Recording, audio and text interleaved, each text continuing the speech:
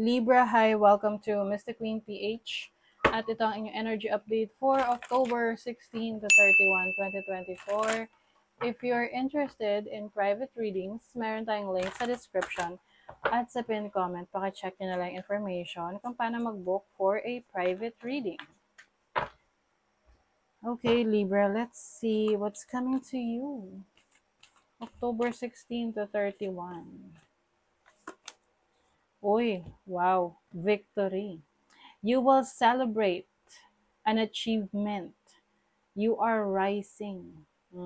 Maaring meron kayo ma-receive na award, you will be recognized. Kung may contest kayo na sasalihan, you're going to win the contest. Or maaring ano to, yung masasabi mo sa sarili mo na, oops, napanalunan mo. Nakuha mo yung gusto mo. Divine guidance. You are divinely guided, Libra. There are blessings coming in sa inyo na reward sa inyo. Uy, okay. Maaring yun yung makukuha niyong reward. Yung blessings na ibibigay sa inyo dahil sa effort ninyo, dahil sa ginawa nyong mga sacrifices. Ayan. So, it will be rewarded. And some of you are being guided to your life's purpose. Nare-realize mo na kung ano ang purpose mo sa buhay, what is your destiny. You are getting these downloads from the universe, from God, na ito yung direction na tahakin mo. Kasi nandun talaga yung iyong happiness, nandun yung contentment mo, you are feeling good about it. So, example, sumali ka sa contest kasi gusto mong malaman kung ikaw ba ay magaling na singer, no? Example, singing contest. Tapos nanalo ka. So, take it as a sign from universe na parang nudge sa'yo na, oh, ayan yung path na maaari mong subukan. Kasi pwede namang hindi mo gawin, hindi mo ipagpatuloy yon, tumigil ka na sa pagkanta, 'di ba? Pero kasi nga kaya nga may free will tayo. But since ganun yung binibigay sa iyo na mga signs ng universe, then you're being guided na okay, pagpatuloy mo 'yan, galingan mo pa kasi andyan yung path mo. Okay? Grace, 'di ba? Ang grace ay grasya. Grace, blessing coming to you, Libra. And itong blessing na to, itong good things happening sa inyo, makakatulong to sa inyo para makalaya kayo sa isang limitadong sitwasyon. Example na lang, yung financial, no? So, if itong blessing na to darating sa inyo, you will be financially free. You will experience financial freedom. Okay, let's see what else. Your overall energy. Overall energy ng mga Libra. Oh, this is your energy. Justice.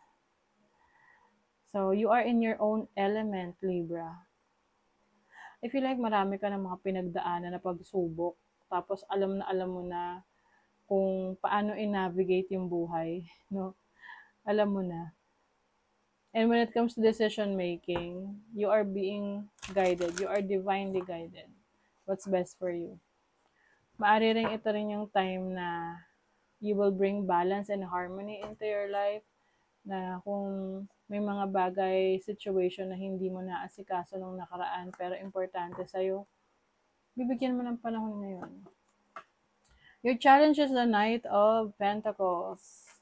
As a challenge, pwedeng meron kang mga projects or ginagawa na it may take a while bago mo matapos. Lalo na kung marami kang inaasikaso. Pwedeng, halimbawa, nagtatrabaho ka na, nagbi-business ka pa, or meron ka pang ibang inaasikaso, family mo, mga anak mo. At yung ibang plans mo, hindi mo matuloy-tuloy or hindi mo masimulan. Oo. Kailangan, i-manage mo lang yung oras mo and piliin mo kung ano yung urgent, ano yung important, at make time for leisure, yung mga bagay na ano rin. Hindi mo kailangang ma-stress or ma-pressure. Parang relax lang. Your opportunity, the Six of Swords. This is moving to a better direction. So, pwedeng iba sa inyo kung galing kayo sa isang conflict or pagtatalo, challenge with someone, no? May nakaaway kayo na nakasagutan kayo, pwedeng may opportunity kayo ngayon na ayusin yan or umiwas na lang sa gulo, sa issues. Your blessing, uy, the Death card. This is endings and new beginnings. Ang nakikita ko rito sa inyo, Libra, is blessing in disguise. So, maaring may nag-e-end, natatapos, and something new is starting as well. So, kumbaga para yung kontrata na may kontratang natatapos, pero it doesn't mean natapos na kasi may renewal. Pwedeng may bago kang kontrata, mas malaki yung sweldo, or mas malaki yung compensation, or may pagkakataon ka ng sumubok ng ibang career path, trabaho. And this can also mean endings and new beginnings in your relationship na finally natapos na yung isang toxic situation. It's time for you to explore and get to know yourself more, 'di ba? It doesn't mean naman na kailangan agad magsimula ng relationship. Kasi pag galing ka sa isang separation, mas maganda na makapag-focus ka muna sa iyong sarili. 'Di ba? Okay. So let's see your money, career, finances. The Five of Wands. Parang siguro yung iba sa inyo marami kayong sinusuportahan, marami kayong sinusustentuhan or binibigyan ng support. Pwedeng meron dyan na magde-demand sa'yo na, "Uy, Libra, dagdagan mo." 'Di ba? Pwedeng doon kayo makaramdam na parang, "Teka, you need to set boundaries." Okay? Some of you naman, pwedeng aalis kayo sa isang toxic na career path na trabaho dahil gusto nyo ngayon na i-pursue yung inyong passion, kung saan kayo mas magiging masaya. So, meron kayong pagkakataon na gawin na yon finally.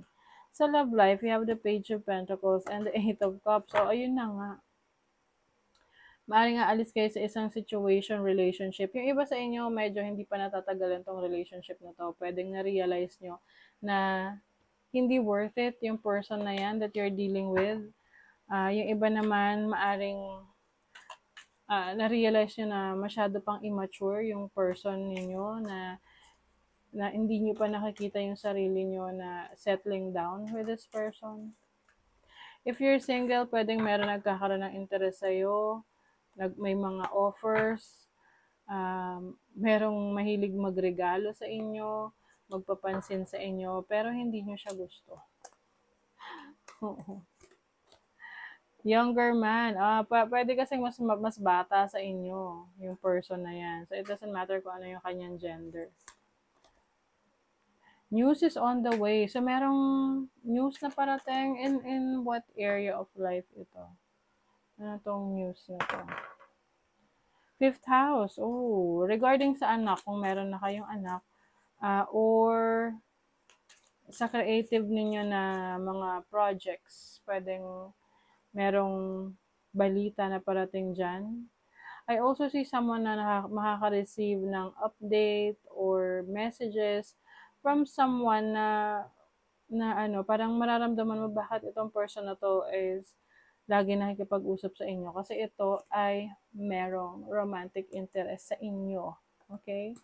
Discord among family and friends. So, I think ito yung isa sa issue ninyo na meron kayong mga sinusuportahan sa family. Tapos, nung nag-set na kayo ng boundaries, doon na nagkaroon ng problema. Na parang minasama na. So, pwedeng doon magsimula ang misunderstanding sa family or friends. Phoenix, you are empowered. Ito na yung panahon ng pagbangon ninyo, Libra. You're activating your potentials. Yung iba sa inyo mas nagiging creative, yung iba mas nagiging financially free, or yung iba naman, you are exploring different May mga ina-explore ka na mga iba't ibang kaalaman or yung iba sa inyo anything spiritual? Oo, meron kayo ngayong interest sa, let's say, sa occult, sa astrology, numerology, tarot, or anything that uh, inspires you or interests you. But I see you becoming more confident sa sarili mo, nagkakaroon ka na ng paninindigan, and this is going to bring you a lot of power. Yes, you're going to be very powerful, Libra. So that is your reading. Thank you so much. Bye.